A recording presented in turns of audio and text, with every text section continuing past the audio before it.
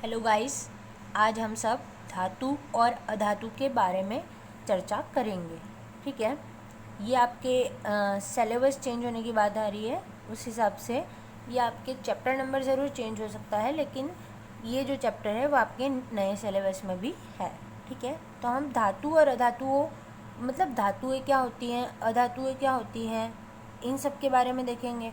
तो उनके क्या अलग अलग गुण होते हैं, तो उनमें हम धातुओं और अधातुओं के पहले तो भौतिक गुणधर्म की चर्चा करेंगे, उसके पश्चात हम रासायनिक गुणधर्म की चर्चा करेंगे। तो सबसे पहले हम भौतिक गुणधर्म देखते हैं। तो हम सबसे पहले भौतिक अवस्था के विषय में चर्चा करते हैं कि धातु और अधातु की भौतिक अवस्था कैसी होती है ना। तो हमने अवस्थाओं के बारे में पिछली कक्षाओं में चर्चा की है कि अवस्थाएं ठोस, द्रव और गैस, 3 तरह की अवस्थाएं होती है ना। कौन कौन सी अवस्थाएं होती हैं? सॉलिड, लिक्विड एंड गैस, 3 अवस्थाएं होती हैं। तो हम देखेंगे धातु की जो अवस्था होती है वो कौन सी होती है। तो सामान्य ताप पर, नॉर्मली टेम्परेचर पर धातु क्या होती है? ठोस अवस्था में पाई जाती है। उदाहरण के लिए आप अपने घर में ही ले लीजिए, आपने सोना, चांदी, उसके अलावा भी पितल है, तांबा है, ये सब चीज़ें नॉर्मली घर में मिल जाती हैं और वो सब ठोस अवस्था में देखी होंगी आपने। लेकिन यहाँ पर भी एक अपवाद है। यहाँ पर अपवाद क्या है कि जो पारा होता है, पारा Hg, जिसका Hg जो है, पारा को Hg भी बोलते हैं, है ना। तो पारा जो होता है वो कमरे के ताप पर या सामान्य ताप पर द्रव अवस्था में पाया जाता है। अब हम अधातु में देखते हैं। तो अधातु की भौतिक अवस्थाएं कैसी होती है? तो इसमें तीनों अवस्थाएं पाई जाती है, यानी कि इसमें ठोस, द्रव और गैस, यानी कि कुछ जो होते हैं, कुछ अधातु होते हैं वो ठोस होते हैं, कुछ द्रव होते हैं और कुछ गैसीय अवस्था में पाए जाते हैं। तो ठोस अवस्था में कौन कौन से पाए जाते हैं? कार्बन है, सल्फर है, आयोडीन है ना। ये सब ठोस अवस्था में होते हैं। और जो ब्रोमीन है, ब्रोमीन जो है वो द्रव अवस्था में पाई जाती है। और गैसों के बारे में आपने सुना होगा, ऑक्सीजन, नाइट्रोजन और हाइड्रोजन, ये सब कौन सी अवस्था में पाए जाते हैं? गैसीय अवस्था में पाए जाते हैं। ठीक है, तो हमने भौतिक अवस्था देखी। अब हम रंग के बारे में देखेंगे। तो जो धातुएं होती हैं वो या तो वो रूपहली, यानी कि रूपहली को धूसर भी बोलते हैं। धूसर यानी कि ग्रे कलर। देखा होगा आपने धातुएं कौन से कलर की होती है? ग्रे कलर की। और ये जो अधातु होती हैं वो विभिन्न कलर में पाई जाती है, अलग अलग कलर होते हैं इनके, है ना। जैसे कि सल्फर को ले लेते हैं अपन, तो सल्फर का कलर होता है येलो, यानी कि पीला कलर, है ना। सल्फर पीले कलर में पाई जाती है। और जो क्लोरीन गैस है, क्लोरीन, वो कौन से में पाई जाती है? ग्रीन येलो, यानी कि हरा और पीला, इस कलर में पाई जाती है। कौन? क्लोरीन गैस, ठीक है ना। और ये है फास्फोरस। फास्फोरस भी रेड एंड वाइट में पाई जाती है ना, लाल सफ़ेद कलर में पाई जाती है। तो हर अधातु का कलर अलग अलग होता है। और धातुएं जो होती हैं उनका कलर कैसा होता है? धूसर ग्रे कलर होता है। अब देखेंगे हम चमक कैसी होती है। तो धातुओं की चमक के बारे में चर्चा करते हैं। तो धातुएं कैसी होती है? चमकीली होती है। धातुएं कैसी होती हैं? चमकीली। आपने देखा होगा जैसे सोना एकदम चमकता है ना। सोना भी एकदम चमकीला होता है। अगर घर में तांबे के बर्तन हैं तो वो भी एकदम चमकते हुए होते हैं, आप देख सकते हैं। उसके बाद चांदी भी चमकती है ना। तो क्या होता है कि जो धातु होती हैं वो कैसी होती हैं? चमकीली प्रकृति की होती है।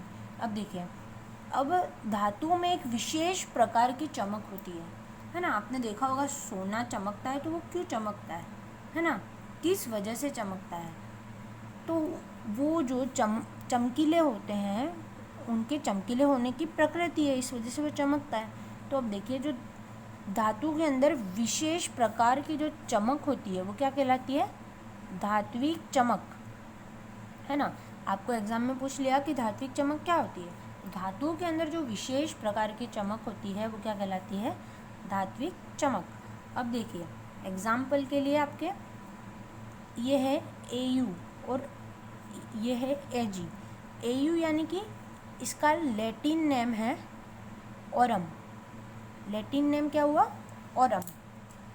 भले इसका लैटिन नेम है ओरम, लेकिन ये क्या है आपका? सोना, गोल्ड। और ये क्या है? Ag। Ag इसका लैटिन नेम है अर्जेंटिनम। क्या है? अर्जेंटिनम। और इसको अपन क्या बोलते हैं सामान्य भाषा में? चांदी, है ना। तो ये Au Ag नॉर्मली धातुओं के सबसे प्रमुखतः उदाहरण है। और तांबा भी मैंने आपको बताया इसका उदाहरण। तो ये देखिए कॉपर यानी कि तांबा। और ये क्या है? एल्यूमिनियम। एल्यूमिनियम के बर्तन देखे होंगे आपने घर में, वो भी एक तरह से धातु ही है, ठीक है ना।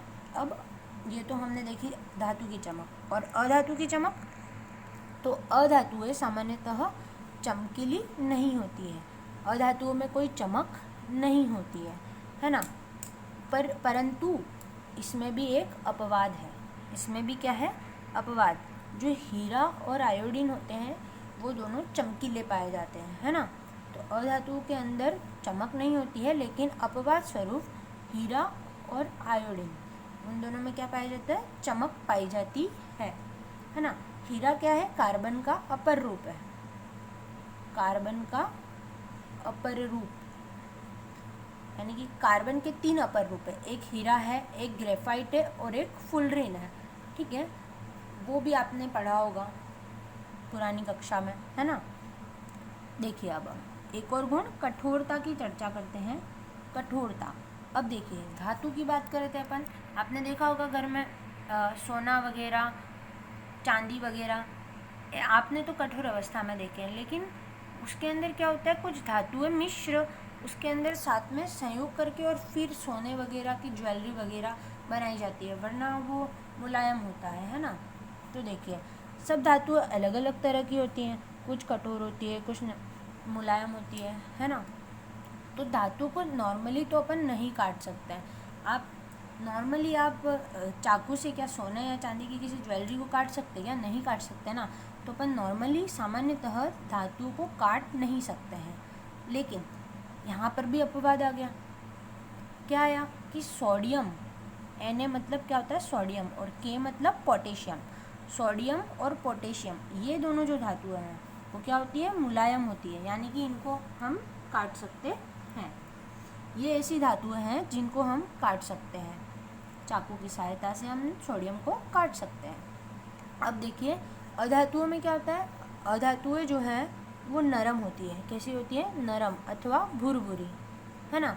यानी कि इनको हम चाकू से काट सकते हैं। जैसे कि सल्फ़र है, उसको हम चाकू से काट सकते हैं। हम चाकू से इसको कट कर सकते हैं। किसको? सल्फ़र। S मतलब सल्फ़र। सल्फ़र, ये S मतलब सल्फ़र है, ये S इसका प्रतीक चिन्ह है ना। अब देखिए अपवाद है यहाँ पर भी। यहाँ पर अपवाद था सोडियम और पोटेशियम का, लेकिन यहाँ पर अपवाद है हीरा, जो कि कार्बन का अपर रूप है, जो क्या होता है? कठोर। यानी कि इसको हम चाकू से काट सकते हैं क्या? नहीं। सामान्यतः अधातुओं को चाकू से काटा जा सकता है, परंतु हीरा एक अपवाद है, जिस वजह से हम उसको चाकू से काट नहीं सकते हैं। और वो नरम भी नहीं होता, वो क्या होता है? कठोर होता है। अब हम ध्वनिकता की चर्चा करेंगे। तो ध्वनिकता क्या होता है ना। तो ध्वनिकता क्या होता है उसके बारे में देखेंगे।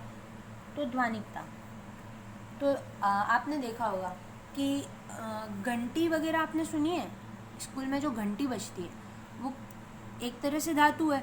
अब उसके ऊपर अपन किसी चीज़ से बजाते हैं, या किसी पत्थर से बजाते हैं, या फिर कुछ भारी वस्तु ले करके उस पर हम प्रहार करते हैं, चोट करते हैं, तब उसमें से आवाज़, ध्वनि उत्पन्न होती है ना। वो ध्वनि उत्पन्न होती है और हमको घंटी की आवाज़ सुनाई देती है। तो देखिए ध्वनिकता भी वही है। धातु पर किसी वस्तु से आघात करने पर विशेष ध्वनि का उत्पन्न होना, जैसे कि घंटी है, वाद्य यंत्र है। देखा आपने घंटी का, मैंने बता दिया आपको कि विद्यालय में घंटी के ऊपर किसी चीज़ से प्रहार करते हैं, तब जा कर के ही उसकी क्या आती है? वॉइस आती है, ध्वनि होती है, साउंड। वही क्या कहलाता है? ध्वनिकता, है ना। और अधातुएं जो होती है वो क्या होती है, नरम होती है, जिस वजह से उन पे हम प्रहार नहीं कर सकते और उनमें से कोई ध्वनिकता का गुण उत्पन्न नहीं होता, उनमें से कोई ध्वनि उत्पन्न नहीं होती है ना। अब हम देखेंगे घनत्व की चर्चा करेंगे। घनत्व, तो जो धातुएं होती हैं उनका घनत्व अधिक होता है। देखिए जैसे उदाहरण के लिए आपको बताती हूँ कि एक बाल्टी के अंदर हम या फिर एक गिलास के अंदर या कुछ पात्र ले लेते हैं, उसके अंदर हमने पानी भर दिया। अब उसके अंदर हम कील या फिर लोहे का कोई छोटा सा टुकड़ा डालते हैं, तो क्या होगा, कील जो है वो पानी के अंदर डूब जाएगी। जो छोटा सा लोहे का या कुछ भी धातु है वो अंदर क्या हो जाएगा, डूब जाएगा पानी के अंदर। यानी कि कील का क्या हुआ, भार क्या है, अधिक। कील का भार क्या है, अधिक पानी से। यानी कि कील क्या है, अभी हमारे लिए धातु है, तो धातु का भार यानी कि वजन, घनत्व क्या है, अधिक होता है ना। उदाहरण के लिए पानी के अंदर हम कील को डालते हैं वो। अब कुछ धातुएं क्या होती है, हल्की होती है ना। कुछ धातुएं हल्की होती है, जैसे कि सोडियम है और पोटेशियम है, ये दोनों धातुएं कैसी होती हैं, हल्की होती हैं। अब देखिए हम घनत्व देखते हैं। अब अधातु का घनत्व, तो अधातुओं का घनत्व कम होता है ना। जैसे धातुओं का घनत्व अधिक होता है वैसे अधातुओं का घनत्व कम होता है। उदाहरण के लिए आप देखेंगे जैसे कि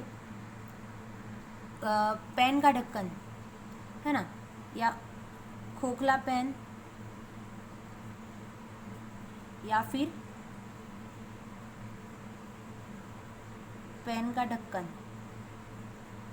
उसको हमने किस में डाला, एक गिलास में डाल दिया,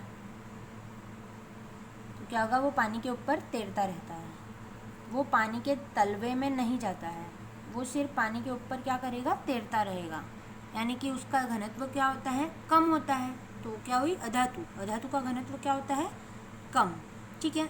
अब घनत्व के बाद हम देखेंगे गलनांक। गलनांक क्या होता है, पहले तो ये बात होती है कि गलनांक होता क्या है, तभी हम बता पाएंगे कि किसका गलनांक अधिक होता है, किसका गलनांक कम होता है ना। तो गलनांक होता है वह ताप जिस पर ठोस जो होता है वो द्रव में परिवर्तित हो जाता है। कोई पदार्थ ठोस में है और वो द्रव में परिवर्तित हो जाए, है ना, वो क्या कहलाता है, गलनांक कहलाता है। वह ताप यानी कि वो टेम्परेचर जिसके ऊपर कोई पदार्थ ठोस अवस्था में है वो ठोस से द्रव में परिवर्तित हो जाता है। यानी कि जैसे बर्फ़ जो है वो बर्फ़ से पानी में परिवर्तित हो जाता है, वो जिस टेम्परेचर पर परिवर्तित होगा वो क्या कहलाएगा, हमारा गलनांक। यानी कि गल जाएगा जिस टेम्परेचर पर। तो जो धातु होती हैं उनका गलनांक क्या होता है, उच्च होता है। धातुओं का गलनांक क्या होता है, उच्च होता है। और अधातुओं का गलनांक क्या होता है, बहुत ही कम गलनांक होती है। अधातुओं का गलनांक क्या होता है, कम होता है। लेकिन इसमें भी फिर से एक अपवाद आ गया।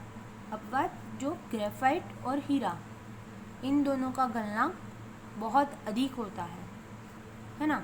नॉर्मली तो धातुओं का गलनांक उच्च होता है ना, नॉर्मली धातुओं का गलनांक उच्च होता है, परंतु और ऐसे अधातुओं का गलनांक क्या होता है, बहुत कम होता है। लेकिन जो अपवाद है वो है ग्रेफाइट और हीरा। ग्रेफाइट और हीरा का जो गलनांक है वो बहुत अधिक होता है। देखा आपने इन सब पॉइंट्स के बारे में। अब हम आगे क्या पॉइंट्स देखेंगे। आगे का पॉइंट है ऊष्मीय व विद्युत चालकता, यानी कि ऊष्मा का चालन और विद्युत का चालन, है ना। ऊष्मा का चालन और विद्युत का चालन, तो धातुओं और अधातुओं के अंदर देखेंगे। तो धातुएं जो होती हैं वो ऊष्मा और विद्युत की क्या होती है, सुचालक होती है। यानी कि उसके अंदर से ऊष्मा और विद्युत का चालन हो जाता है। कैसे, वो देखेंगे। देखो, धातुएं सुचालक होती है, ये बात मैंने आपको बताई।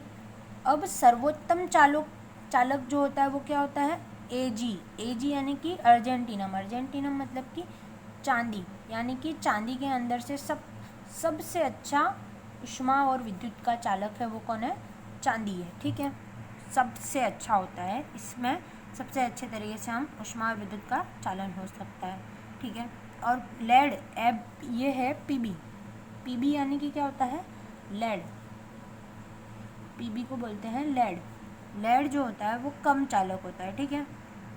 अब देखेंगे हम ऊष्मा का चालक है, कैसे पता चलेगा। देखो आप देखते हैं कि बर्तन को गैस पर रखते हैं तो बर्तन क्या हो जाता है, गर्म हो जाता है ना। उसको ऊष्मा दी तो वो क्या हो जाएगा, गर्म। बर्तन किससे बना होता है, एल्यूमिनियम से, और एल्यूमिनियम एक क्या है, धातु। तो ऊष्मा दी तो वो क्या हुआ, गर्म हुआ, यानी कि उसमें विद्युत का चालन, ऊष्मा का चालन हो रहा है ना। और विद्युत का चालन के लिए हम देखते हैं एक सेल लेते हैं और सेल को एक कील लेते हैं, एक कील ली, एक सेल लिया और यहाँ पे एक बल्ब लगा दिया हमने। अब बल्ब से इसको कनेक्ट कर दिया, ये तीनों का एक सर्किट बना दिया हमने, है ना। अब जब इसको कनेक्ट करते हैं और सेल से जोड़ के और सही तरह से जोड़ते हैं तो इसमें क्या होता है, बल्ब जल जाता है। यानी कि बल्ब जला मतलब कि उसमें क्या हुआ, विद्युत का चालन हुआ, है ना। यानी कि यह विद्युत का सुचालक है, ये इससे प्रूव होता है। क्योंकि कील क्या थी, एक धातु, यानी कि सेल से हमने कील को कनेक्ट किया, यानी कि हमको पता चला कि इसके थ्रू यहाँ पे विद्युत का चालन हो रहा है। यानी कि जो धातु होते हैं वो ऊष्मा और विद्युत के सुचालक होते हैं, और जो अधातु होते हैं वो क्या होते हैं, कुचालक होते हैं, है ना। अधातु क्या होते हैं, कुचालक, ऊष्मा और विद्युत के कुचालक होते हैं। लेकिन इसमें भी एक अपवाद है। अपवाद क्या है, ग्रेफाइट। ग्रेफाइट जो है वो क्या होता है, ऊष्मा और विद्युत का चालक होता है ना। ग्रेफाइट ऊष्मा और विद्युत का चालक होता है। ग्रेफाइट की छड़ों का प्रयोग किया जाता है ऊष्मा और विद्युत का को कहीं ना कहीं कनेक्टिविटी में ग्रेफाइट की छड़ों का प्रयोग किया जाता है, ठीक है। तो वो क्या है, ऊष्मा और विद्युत का सुचालक। अब देखेंगे हम आघात वर्धनीयता क्या होती है, वो देखेंगे। कुछ पॉइंट्स के बारे में देखेंगे, है ना। कुछ पॉइंट्स जो धातुओं में ही पाए जाते हैं, ऐसे गुण। आघात वर्धनीयता सिर्फ और सिर्फ धातुओं में पाई जाती है ना। तो आघात वर्धनीयता होती क्या है ना। तो देखिए, धातु होते हैं उनको हम पीटते हैं। जैसे कि देखिए कोई धातु है, उसको पीटने पर आपने देखा होगा किसी धातु को गर्म कर दिया जाता है, तो वो गर्म होके एकदम बहुत ज़्यादा गर्म होने पे वो रेड कलर का हो जाता है, ठीक है। तो वो धातु है, उसको गर्म करके और फिर उसको पीटते जाएं तो उसकी एक शीट बन जाती है। क्या बन जाती है, एक शीट, चादर बन जाती है उसकी पूरी। तो धातु को पीटने पर चादर बनना, पीटने पर क्या होता है, चादर में क्या हो जाती है, वो परिवर्तित हो जाती है। तो वो क्या कहलाता है, आघात वर्धनीयता, है ना। और देखिए धातु को अब तार कैसे बंधेगा, तो खींचने पर, धातुओं को खींचने पर उसका तार में जो परिवर्तन होता है वो क्या कहलाता है, तन्यता, है ना। धातु को पीटने पर चादर में जो परिवर्तन हुआ वो क्या कहलाया, आघात वर्धनीयता। और धातु को खींचने पर तार में जो परिवर्तन हुआ वो क्या कहलाया, तन्यता, ठीक है। और अधातु में जो होता है वो भंगुरता का गुण पाया जाता है। भंगुरता यानी कि पीटने पर चूर्ण में परिवर्तित होना। पीटने पर जो अधातु होते हैं उनको अगर हम पीटते हैं तो वो किस में परिवर्तित हो जाते हैं, चूर्ण में, है ना। वो चूर्ण में परिवर्तित हो जाते हैं। और ये गुण क्या कहलाता है, भंगुरता का गुण कहलाता है ना।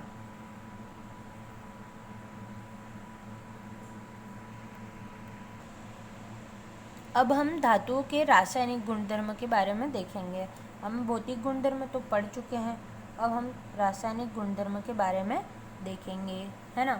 तो रासायनिक गुणधर्म में सबसे पहला हम देखते हैं वायु के साथ अभिक्रिया, है ना। जो धातुएं होती हैं वो वायु के साथ, अच्छा वायु के साथ अभिक्रिया की बात कर रहे हैं हम, तो आपने जंग लगने के बारे में तो पढ़ ही लिया होगा, है ना। जब हम किसी लोहे की वस्तु को बाहर खुले में छोड़ देते हैं तो वायु और नमी के संपर्क में आने पर उस पर क्या लगता है, जंग लगता है ना। तो इसी तरह से हम धातु की वायु के साथ अभिक्रिया देखते हैं, उसके अंदर क्या होता है वो हम देखेंगे, है ना। तो धातु जो है वो किससे, वायु की ऑक्सीजन, धातु वायु की ऑक्सीजन से अभिक्रिया करके क्या बनाता है, धातु के ऑक्साइड बनाता है ना। धातु और वायु की ऑक्सीजन, तो क्या बना, धातु ऑक्साइड। अब देखिए धातु ऑक्साइड कौन सी प्रकृति के होते हैं, तो क्षारीय प्रकृति के होते हैं, है ना। धातु ऑक्साइड होते हैं क्षारीय प्रकृति के। अब देखेंगे हम रिएक्शन करेंगे। जैसे कि कोई धातु ले लेते हैं, तो एक धातु ले लिया हमने मैग्नीशियम। मैग्नीशियम की हम जब ऑक्सीजन से अभिक्रिया करवाते हैं तो क्या बनता है, MgO। क्या बनता है, MgO। क्या बना ये, मैग्नीशियम ऑक्साइड। क्या बना, मैग्नीशियम ऑक्साइड बना, है ना, मैग्नीशियम ऑक्साइड। जब हमने मैग्नीशियम की ऑक्सीजन से क्रिया करवाई तब, ठीक है। वैसे ही हम कॉपर की अभिक्रिया करवाते हैं ऑक्सीजन से तो क्यूप्रस ऑक्साइड बनता है। वैसे ही एल्यूमिनियम की करवाते हैं तो एल्यूमिनियम ऑक्साइड बनता है, Al2O3, है ना। यहाँ पे कॉपर ऑक्साइड बनता है ना। वैसे ही एक और एक अभिक्रिया होती है जिसमें क्यूप्रस ऑक्साइड बनता है। वैसे अलग अलग यहाँ पर ऑक्साइड बनते हैं धातुओं के, है ना। तो ये क्या कहलाता है, यानी कि धातु की ऑक्सीजन से अभिक्रिया के फलस्वरूप धात्विक ऑक्साइड बनते हैं, है ना। और धात्विक ऑक्साइड कौन सी प्रकृति के होते हैं, तो क्षारीय प्रकृति के होते हैं। अच्छा, मैंने आपको फेरस से बता दिया। फेरस यानी कि क्या होता है, लोहा। फेरस क्या होता है, लोहा। लोहा पर क्या लगता है, जंग लगता है, ये मैंने आपको बता दिया, है ना। अब देखेंगे बर्तन मलिन हो जाते हैं। जैसे कि आपने देखा होगा तांबे के बर्तन पर या तो हरी परत चढ़ने लगती है ना। कॉपर यानी कि क्या होता है, तांबा। कॉपर यानी हुआ तांबा। तो तांबे के बर्तन पर हरी परत चढ़ने लगती है ना, और बर्तन मलिन दिखाई देने लगता है। वो किस वजह से होता है, तो वो इसी वजह से होता है, वायु के साथ अभिक्रिया के फलस्वरूप होता है, क्योंकि हम खुले में छोड़ देते हैं, है ना। अब देखिए, अधातु की ऑक्सीजन के साथ अभिक्रिया होती है। जब अधातु की अभिक्रिया होती है तो क्या बनते हैं, अधात्विक ऑक्साइड। यहाँ पे धात्विक ऑक्साइड बना था, यहाँ पे अधात्विक ऑक्साइड बनता है।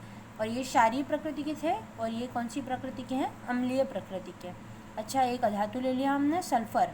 सल्फर की क्रिया जब हमने ऑक्सीजन से करवाई तो क्या बना, सल्फर डाइऑक्साइड, है ना, सल्फर डाइऑक्साइड। जैसे कि SO2 + H2। अब इस सल्फर की हम जल से अभिक्रिया करवाते हैं, है ना। जब हम सल्फर डाइऑक्साइड की जल से अभिक्रिया करवाते हैं तो हमारा क्या बनता है, H2SO4, है ना, H2SO4 बनता है जब हम सल्फर डाइऑक्साइड की जल से अभिक्रिया करवाते हैं तो H2SO4 बनता है। अब देखेंगे हम जल के साथ अभिक्रिया। जब धातुएं जल के साथ अभिक्रिया करती हैं तो धात्विक हाइड्रोक्साइड और हाइड्रोजन गैस देती है ना। धात्विक हाइड्रोक्साइड और हाइड्रोजन गैस देती है। अच्छा, ये याद रखने की ऐसी ज़रूरत नहीं है ना। तो देखो कैसे याद नहीं रखना है, इसकी ट्रिक है। धातु ली हमने, कोई भी, कौन सी धातु ले ली, सोडियम, और किससे रिएक्शन करवानी है, हमारे जल से। तो जल का सूत्र है H2O, वो ले लिया। अब ये क्या बनता है वो सब याद रखने की ज़रूरत नहीं है, यहाँ से डायरेक्ट बन जाएगा। देखो, Na लिया, O लिया और एक H इसमें से ले लिया और एक H बच गया, तो उसको हमने क्या लिख दिया, H2। ये अभी हमने संतुलित नहीं किया है, इसमें यहाँ पे H के 2 हैं और यहाँ पे 2 हैं, एक ये रहा 3, तो यहाँ इस तरफ जो है वो 3 है और इस तरफ क्या है, 2 है। तो ये हम बाद में पढ़ेंगे, ये आगे आएगा कि अभिक्रिया को संतुलित करना है, ये आप 9th-10th में पढ़ेंगे, ठीक है ना। तो अभी खाली हम इतना देखते हैं कि धातु की जल से अभिक्रिया होती है तो एक धात्विक हाइड्रोक्साइड बनता है, धात्विक हाइड्रोक्साइड, और साथ में हाइड्रोजन गैस मुक्त होती है, ठीक है। हाइड्रोजन गैस क्या होती है, मुक्त होती है। अब देखिए, जो अधातु हैं वो जल से अभिक्रिया करके क्या बनाते हैं, वो जल से कोई अभिक्रिया ही नहीं करते हैं। अधातु होते हैं वो जल से अभिक्रिया ही नहीं करते हैं, तो कुछ बनेगा कैसे, नहीं बनेगा। वैसे देखिए, फास्फोरस जो होता है उसको जल में डुबोकर रखा जाता है। ऐसा क्यों होता है, फास्फोरस को जल में डुबोकर इसलिए रखा जाता है क्योंकि अगर उसको खुला छोड़ दिया जाए तो वायु के संपर्क में आएगा। अगर वायु के संपर्क में आया तो उसमें क्या लग सकती है, आग लग सकती है। इसलिए उसको हम किस में रखते हैं, जल में डुबोकर। अर्थात इससे क्या सिद्ध होता है कि जो जल में डुबो के हम अधातु को रख रहे हैं, मतलब वो जल से कोई भी रिएक्शन नहीं करता होगा जब भी रख रहे हैं ना, तो ये प्रूफ होता है ना। अब देखेंगे हम अम्ल के साथ अभिक्रिया। तो अम्ल के साथ जब धातु अभिक्रिया करता है ना, धातु अम्ल से अभिक्रिया करता है। अम्ल जैसे कि कोई अम्ल ले लिया हमने, HCl ले लिया, और कोई धातु ले लिया Na, सोडियम ही ले लिया, तो हमारा क्या बनता है, H2 गैस आनी चाहिए, तो H2 गैस लिख दो सबसे पहले। चलो H2 यानी कि ये H गया, Na और Cl बचा, क्या बचा, NaCl, यानी कि लवण और H2 गैस बनेगी, है ना। तो अम्ल के साथ अभिक्रिया करने पर क्या बनता है, H2 गैस प्राप्त होती है ना। और अधातु होते हैं वो तनु अम्लों से अभिक्रिया नहीं करते हैं, जैसे तनु सल्फ्यूरिक अम्ल, है ना। ऐसे ऐसे अलग अलग जो तनु अम्ल होते हैं उनसे अधातु अभिक्रिया नहीं करते हैं।